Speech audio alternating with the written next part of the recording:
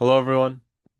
So, have you ever walked into a classroom or professional setting and kind of realized that the way you communicate can really change how people react to you, respond to you, and overall provide that respect factor?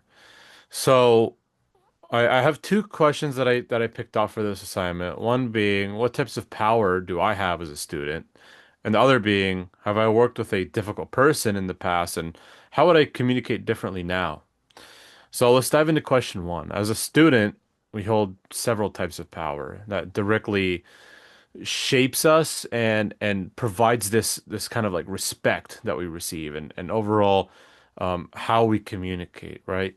As described in the chapter on leadership, especially the basis of power, as explained, we carry legitimate, expert, and referent power. For example, we might have legitimate power when working in a group setting because we are like recognized as a member of the group, and more importantly, we contribute to the decision making.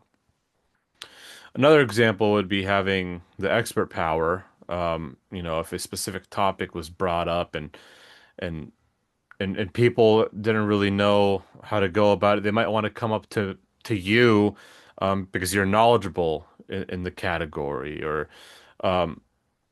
and this kind of aligns with some of the leadership traits that we have as students, right?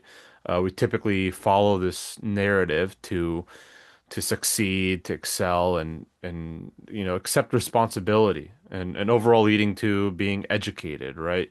As mentioned in the first table of chapter 10, the leadership traits, our physical appearance and how we, like being young, and like these all these factors kind of combine with each other and lead to an overall like how would you say it? Like this table of power, I guess you could say. Like all these traits kind of fall in and are required to have this sense of leadership. So for question two, this kind of falls into that. Uh, Working with difficult people, my communication in the past wasn't always effective. There was more often than not a clear disconnect. Most of it being on my end, uh, pretty much making it clear that I did not want to communicate with the person. For example, I have, um, I've worked with someone in the past that, might have a specific uh, task that needed to be done, and there was some sort of like argument on why, some sort of excuse about it. Overall, just kind of leading to a, a a response from me being more competitive, right? Sort of not really wanting to listen to what they had to say about it, and and this competitive style kind of came about, and this led to tension, leading to the clashing of heads. But using what I know now, it's really best to approach it differently in the sense of applying emotional intelligence by recognizing the frustration and the lack of of connection, um, and being able to sort of manage my words correctly before speaking, maybe something that wouldn't trigger a bad response from the specific person.